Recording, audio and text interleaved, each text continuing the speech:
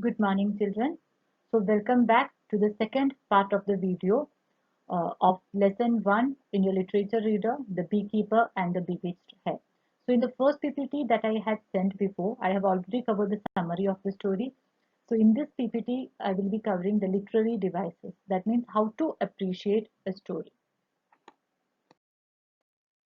So, children, what do you mean by a literary device? So, from the very name itself, uh, we can understand that it is a device or it is a tool or used by whom? It is a tool or a device that is used by the author. Okay, for what? In order to make the story or poem or whatever it is attractive. So, in short, literary device, it is a tool used by the author in order to attract the reader or in order to communicate his feelings properly, or it is the tool used by the author in order to define his purpose. So actually the main intention is to give the same feeling of his to the reader also. And this we can usually find in all types of writing, whether it is a fiction, whether it is a non-fiction, that means whether it is, the folklore, whether it is a fairy tale, whether it is fiction, in poetry, in drama, everywhere you can find the literary devices. That means they use the language in such a way that the reader will be attracted towards the text. And there are many literary devices, like almost 20 to 25, and it is not possible to, to give a detailed description of everything. So one by one we can learn. With each chapter we can learn it like one by one. So in this chapter, in this The Beekeeper and the Bewitched Hare, we come across two literary devices, that is imagery and onomatopoeia. Okay, so these are the two literary devices that we need to concentrate in this chapter. One is imagery and the other one is onomatopoeia. So these are the two literary devices that the writer had used in order to make that story interesting, or the writer had used in order to convey his feeling to you people. Okay, so now in the next slides we can see in detail what imagery and onomatopoeia. So very well, here itself it is written, like from these two pictures itself you get a rough idea, meaning uh, by what do you mean by imagery and what do you mean by onomatopoeia. So coming to imagery, what do you mean by imagery? First question. So imagery means the use of figurative language to represent objects, actions, and ideas in such a way that it appeals to our physical senses. So here the author will be appealing our physical senses, like all the senses. We have got five senses, so it appeals to our sight. Sometimes there will be some sentences that will be attractive to our eyes.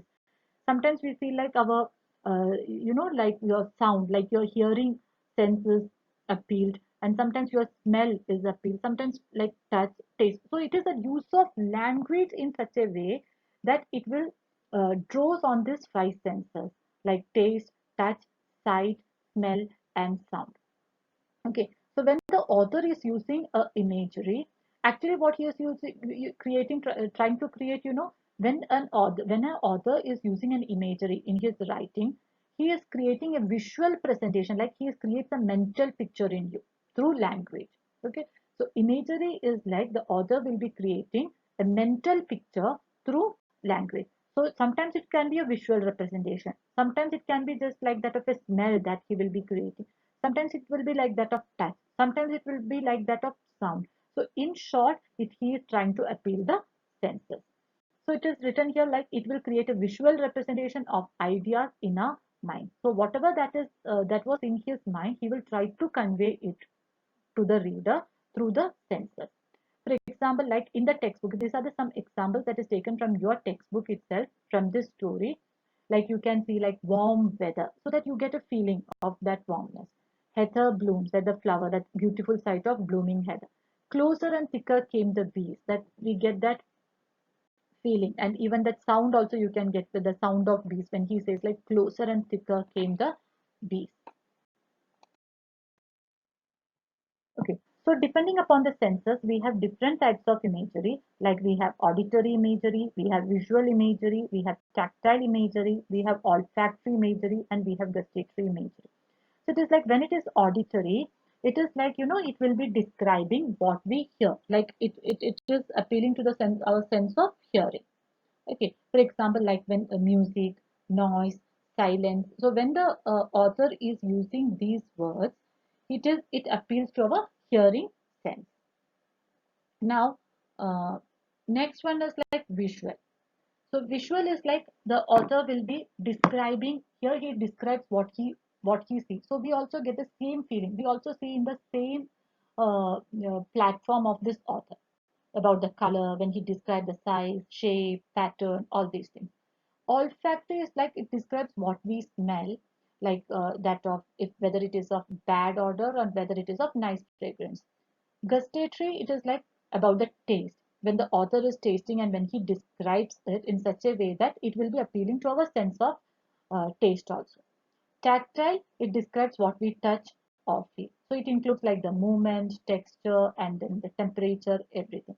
So just as we said, so here, like when we say like closer and thicker came the bees, it can be like that of feeling of bees coming closer to you, and it can be like that of it can be like appealing to your hearing sense also, as bees are related to that of auditory.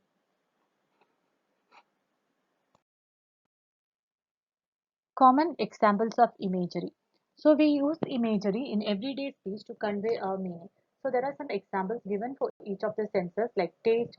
When you say like the familiar tang of his grandmother's cranberry sauce reminded him of his youth.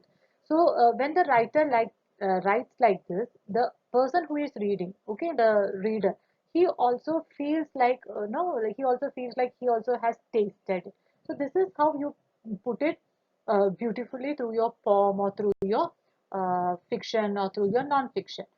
Next one, see, when sound. The concert was so loud that her ears rang for days afterward. So it was, we also get that loud feeling of that music. Sight. The sunset was the most gorgeous they had ever seen. The clouds were edged with pink and gold. So when the writer writes like this, the reader also will get a feeling of that the beautiful sight. He feels like he had seen that gorgeous sunset. Smell. After eating the curry, his breath reeked of garlic. So we also get that bad odor of garlic, and like that smell when he writes like this, the feeling is conveyed properly. Touch. The tree bark was rough against her skin. So we also feel like when it was touched against our skin, the roughness, and we also feel. So this is how the writer puts it forth, so that the feeling is conveyed, or how the writer appeals to the senses of the reader. Okay. Next, next one is onomatopoeia. This is another poetic device, or I mean another literary device that you can find in this story. Onomatopoeia is from the very word itself, like it will imitate the natural sound of a thing. Okay, it creates a sound effect that mimics the thing described, making the description more expressive and interesting. So like that, the from the very word itself, like you can see in that images like buzz, whoosh, boom. So when you say like that word itself, you get it the natural sound of a thing. That very word itself imitating the natural sound of that thing, and it mimics that. So it mimics the thing that describes. So it will be more expressive and it will be interesting also. Now it creates the sound effect, making the description more expressive and interesting. It helps us to hear the sound of the thing spoken about. So we also get when we hear that when I say boom, you also like from that very word itself, you will also get that sound of that thing. These are the two examples from your textbook itself for onomatopoeia, like the bees buzzed, buzzing sound of bees, and the beekeeper gasped. So that gasping. Okay, so that feeling also. Like these are some common examples of onomatopoeia, like the buzzing bee flew away. The sack fell into the water with a splash. Okay, so when you say like the splashing of water, so splash from that very word itself, you get that feeling of like water coming out, splashing.